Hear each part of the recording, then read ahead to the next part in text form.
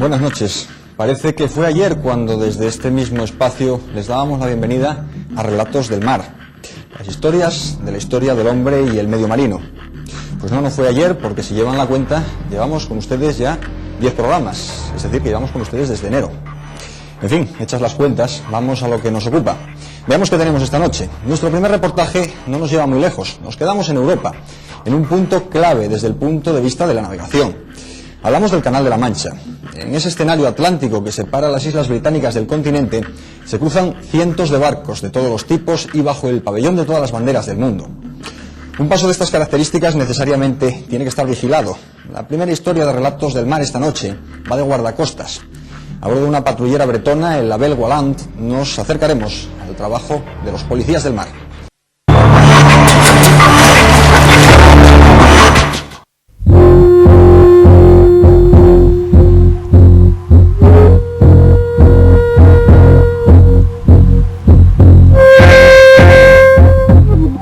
El canal del desierto, el canal de Ferdinand.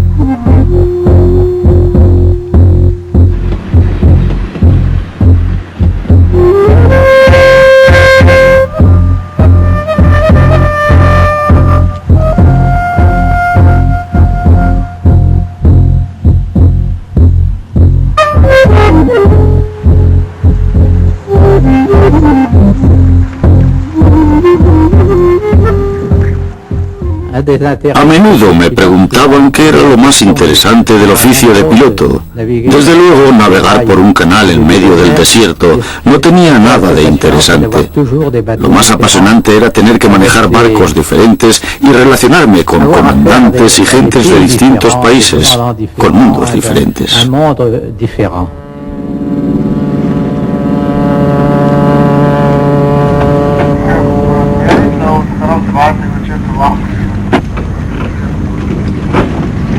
Port Said, a orillas del Mediterráneo, es la entrada norte del Canal de Suez y el punto de paso obligado para todos los navíos que quieran llegar lo más rápido posible al Mar Rojo y el Océano Índico. Los agentes de la Autoridad del Canal de Suez, el organismo egipcio que gestiona y controla el canal, ven pasar por aquí 18.000 barcos al año. El Canal de Suez es un atajo entre Oriente y Occidente.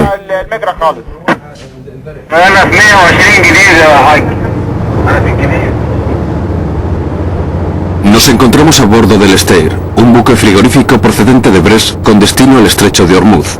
Su cargamento 2.000 toneladas de pollos. El Esteir hace una escala de varias horas en Port Said. Aquí los buques que quieren atravesar el canal son reagrupados en convoy. Port Said es una ciudad creada íntegramente por la Compañía Universal del Canal Marítimo de Suez.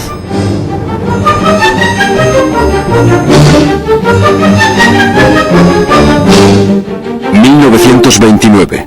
Toda la ciudad vivía al ritmo del canal, por el canal y gracias al canal.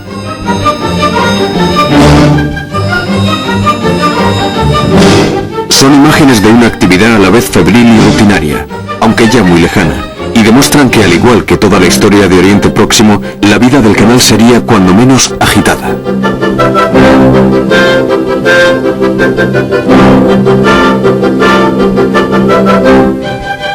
Frente a Port Said se encuentra Port Fuad, nacida también por decisión de la compañía. En realidad esta ciudad es un gigantesco astillero. Aquí la compañía construye y repara los barcos y el material. Nada se deja al azar. Todo está previsto para hacer del Canal de Suez una herramienta eficaz y un negocio rentable.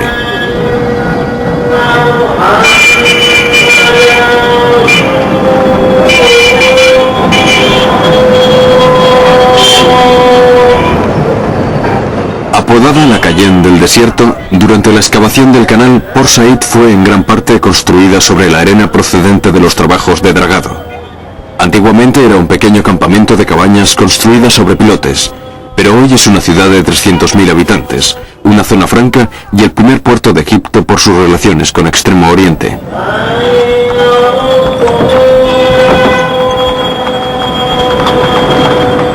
Todos los grandes armadores del mundo tienen representantes en la ciudad, porque aquí es donde se pasa de un mundo a otro. Port Said es la puerta de Oriente.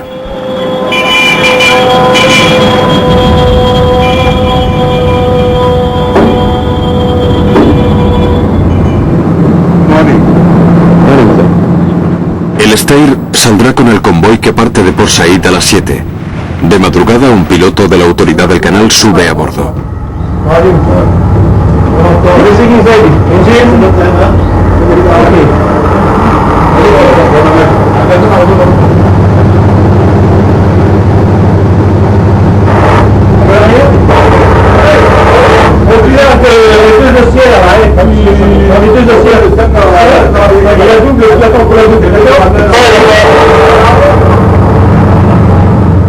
Últimas verificaciones y trámites administrativos. Calado del barco, tonelaje, tripulación y carga transportada.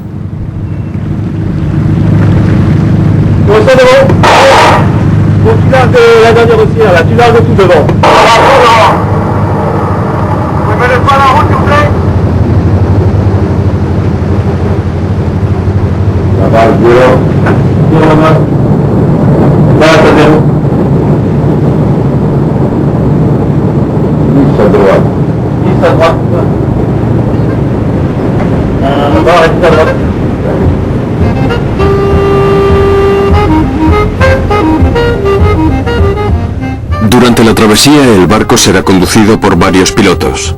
El primero llevará al barco hasta las proximidades de Ismailia, casi a la mitad de recorrido.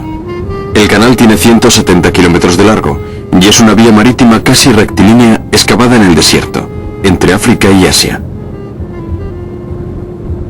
Para que las orillas no se vean deterioradas por la estela de los barcos, la velocidad está limitada a 14 kilómetros por hora. El buque tardará 15 horas en llegar a Suez, a orillas del Mar Rojo.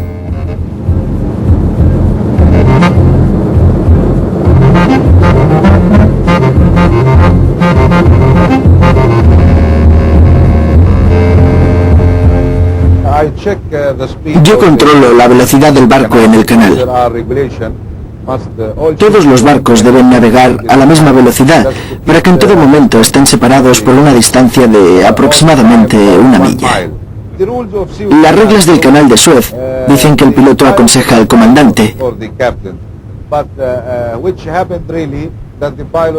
pero en realidad es el piloto quien dirige el barco, porque el comandante no tiene experiencia en el canal.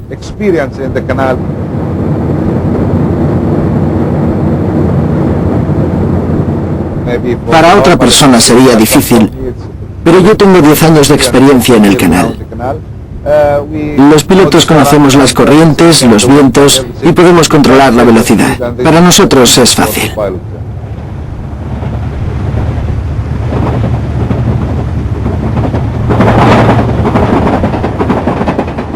La idea de unir el Mediterráneo con el Mar Rojo por un canal que atravesara Egipto se remonta a épocas muy antiguas.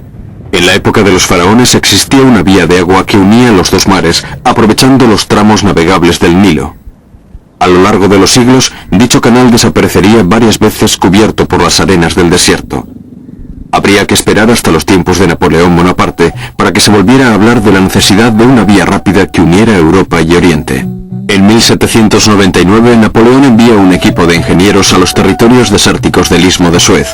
Descubren un importante desnivel entre los dos mares y encuentran demasiados obstáculos técnicos. El proyecto cae en el olvido. Nuevos estudios realizados en 1833 demuestran que en realidad la diferencia de nivel es insignificante. Todo vuelve a ser posible siempre que se consiga convencer al virrey de Egipto. Finalmente será un modesto diplomático francés quien precipite la decisión, porque en el origen del canal hay una historia de amistad. Llegó al trono el virrey Hamad Said, que era muy europeo y amigo de Ferdinand de Lesseps. Ferdinand era cónsul en Egipto y tenía mucha relación con Hamad Said. Por eso, Hamad Said le dio la concesión exclusiva a su amigo Ferdinand de Lesseps. Hamad Said donne la concession exclusive a son ami Ferdinand de Lesseps. En 1854, Ferdinand de Lesseps tenía poderes exclusivos para constituir una compañía universal para la excavación del Istmo de Suez y la explotación de un canal que uniera los dos mares. Tras afrontar una serie de obstáculos diplomáticos, políticos y financieros, las obras comienzan en 1859, a pesar de la hostilidad del Imperio Británico, que veía con malos ojos el aumento de la influencia francesa en su ruta de las Indias. Los ingleses se niegan a aportar capital a la joven compañía. La mayoría de los accionistas serán 21.000 pequeños ahorradores franceses que no lamentarán su decisión.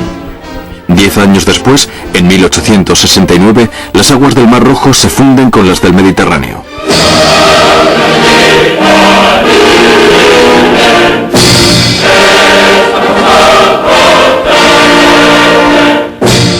La boda entre Oriente y Occidente se celebra con grandes festejos.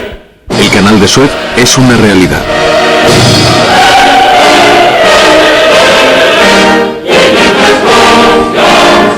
Los 5 primeros años fueron catastróficos porque no había demasiados barcos y eran veleros. Además, había que seguir pidiendo dinero para devolver los primeros préstamos. Después de la guerra de 1870 llegó la navegación a vapor.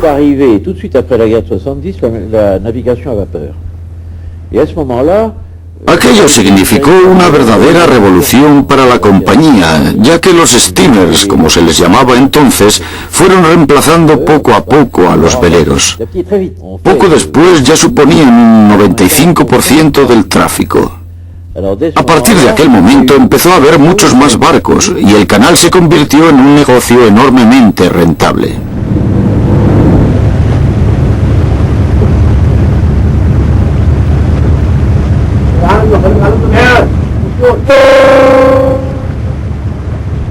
La anchura del canal no permite que los barcos se crucen, así que en algunas zonas está desdoblado durante varios kilómetros. El convoy descendente queda amarrado a la orilla y espera al convoy ascendente, el que viene del sur. Los prácticos que no han abandonado el barco desde Port Said echan al agua su barca y se encargan de amarrar el buque. El Steyr encabeza el convoy. Detrás de él una decena de barcos efectúan la misma maniobra.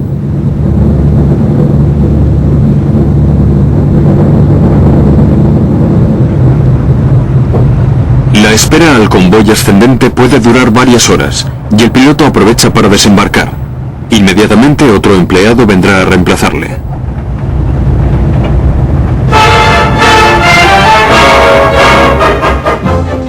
El canal se convierte en una fantástica máquina de ganar dinero. En el año 1900, 2/3 de los ingresos eran beneficio neto.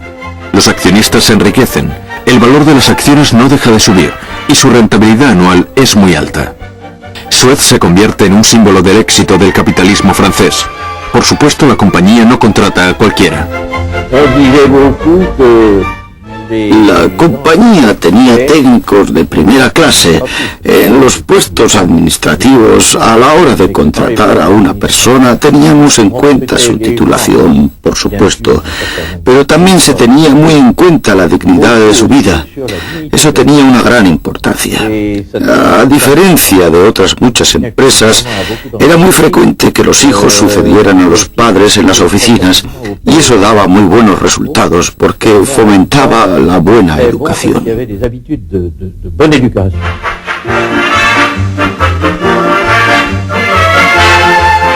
¿Se convirtió la compañía en un paraíso social?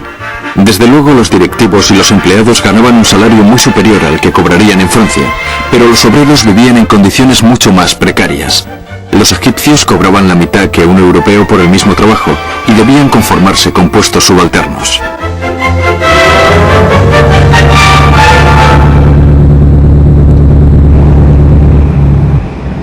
Todavía amarrado, el Steyr y su tripulación siguen esperando.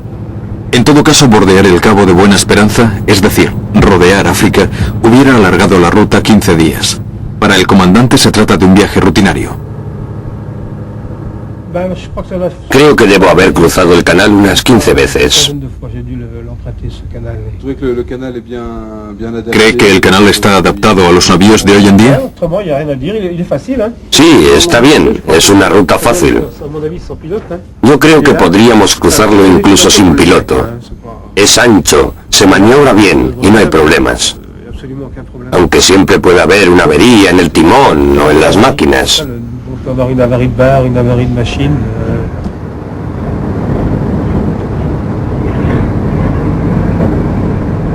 El nuevo piloto sube a bordo.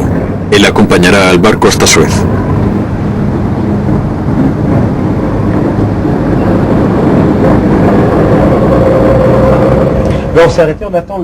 Ahora debemos esperar hasta que llegue el convoy ascendente.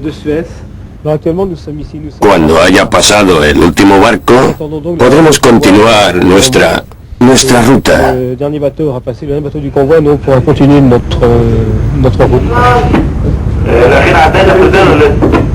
El convoy ascendente continúa su camino por la otra rama del canal, en pleno desierto.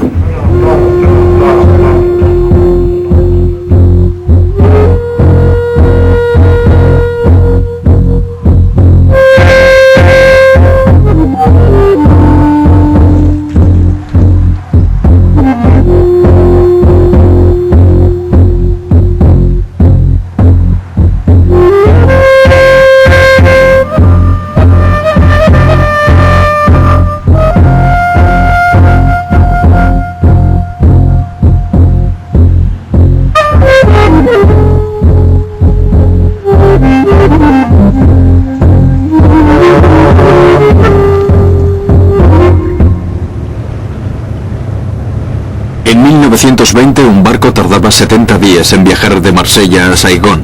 Utilizando el canal solo necesitará 40 días. La distancia se reduce de 12.000 a 7.000 kilómetros, un 40% menos. El canal es un excelente negocio para los accionistas, pero también para los armadores.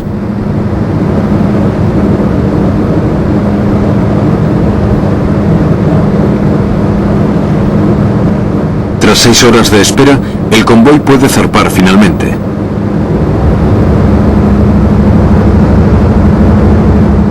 Llegarán a Suez y el Mar Rojo a medianoche, bajo la atenta vigilancia del piloto. No hay que descuidarse. Claro, no solo trabajamos con los barcos, también mantenemos el canal en buen estado. Cada día el país gana millones con este canal, por eso hay que cuidarlo. No solo hay que ocuparse de los barcos. ¿Le gusta este trabajo? Sí, llevo aquí 12 años. A los marinos nos gusta este trabajo, porque estamos cerca de casa. No tenemos que pasarnos todo el tiempo navegando. ¿Antes navegaba por alta mar? Sí, antes de obtener la licencia estuve 10 años navegando. ¿Y no echa de menos el océano? Sí, mucho. Entonces era libre. Ahora estoy muy atado. Tengo mujer e hijos.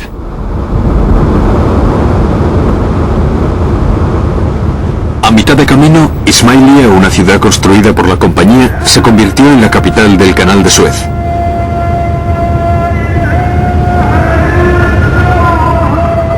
Aquí tiene su sede la administración central del canal. En los tiempos de la compañía, la ciudad acogía a una verdadera sociedad en miniatura, las gentes del canal. Cuando pasaban los barcos franceses, como el Pasteur, el Richelieu, el Jean Bart o el Juana de Arco, toda la comunidad francesa y otras muchas personas iban hacia el hospital, porque desde allí se veía muy bien a los barcos durante mucho tiempo. Los barcos más frecuentes, los petroleros, nos parecían de lo más normal. El piloto nos hacía quedarnos en la playa porque nos acercábamos mucho al barco y a veces llegábamos a tocar el casco con la mano. Le aseguro que nos llevábamos muchas broncas por eso.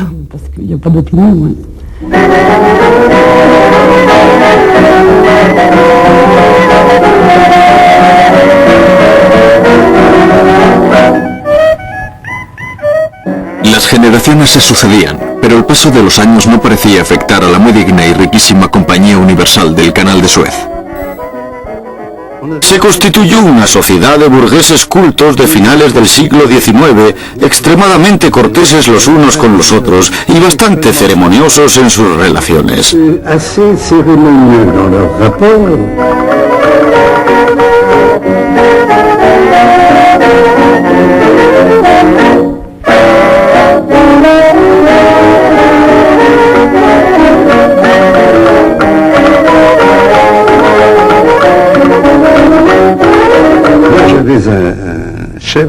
Yo tenía un jefe de secretariado que se llamaba Jean Roger. Era un chico muy culto, pero sin titulación. Su familia llevaba 1 o 2 generaciones en el canal y el muchacho siempre venía a mi despacho al final de la jornada de la tarde. Llamaba a la puerta y esperaba que le dijese que entrara. Me presentaba los papeles con un gran respeto e iba pasando las hojas. Cuando acababa me decía: ¿vendrá luego a jugar al tenis, señor director?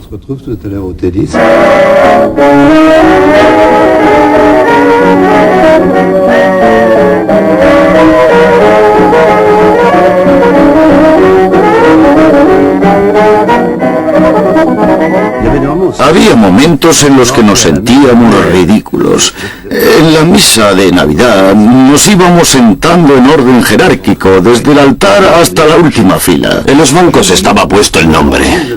Yo creo que para estar en 1953 aquello era un poco anticuado. Pero ese conservadurismo tenía una función.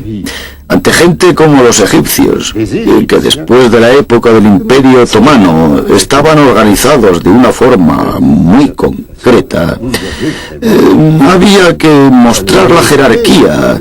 Era como una representación.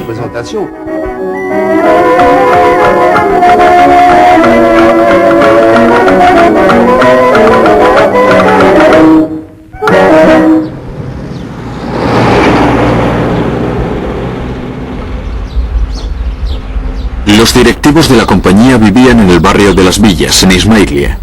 Las casas siguen allí, pero sus ocupantes han cambiado. Estos edificios reflejan perfectamente el paraíso soñado por Lesseps. Antes del canal, aquí solo había arena y viento del desierto. Las viviendas y el servicio eran excelentes. A título anecdótico diré que teníamos 5 criados para 5 niños. Era un nivel de vida extraordinario. Era una casa muy bonita, muy bien construida. La vida en ella era muy agradable porque tenía un gran jardín. Mamá había plantado todos los árboles. Teníamos árboles frutales de todo tipo, incluso de especies que no había en Francia. Creo que en Ismailia vivían unas 700 familias o algo así. Solo se relacionaban entre ellas. No había mucho contacto con los egipcios.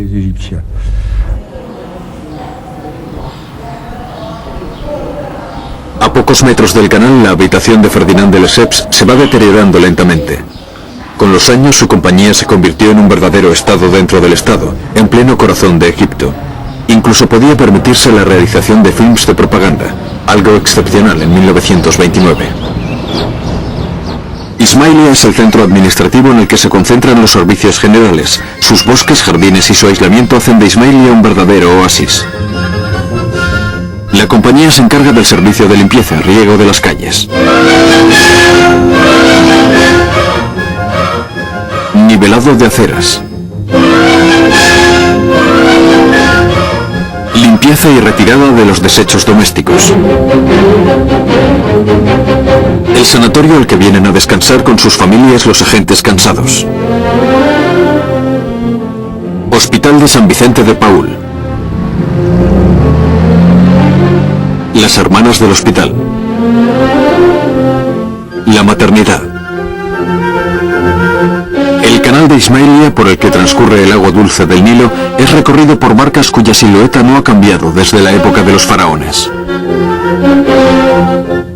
Naturalmente, en el Cairo se hablaba del canal de Suez y de la compañía. Se decía que era un pequeño país dentro de uno grande. En el fondo, esta afirmación no estaba tan alejada de la realidad, porque toda la actividad de la ciudad giraba en torno al canal.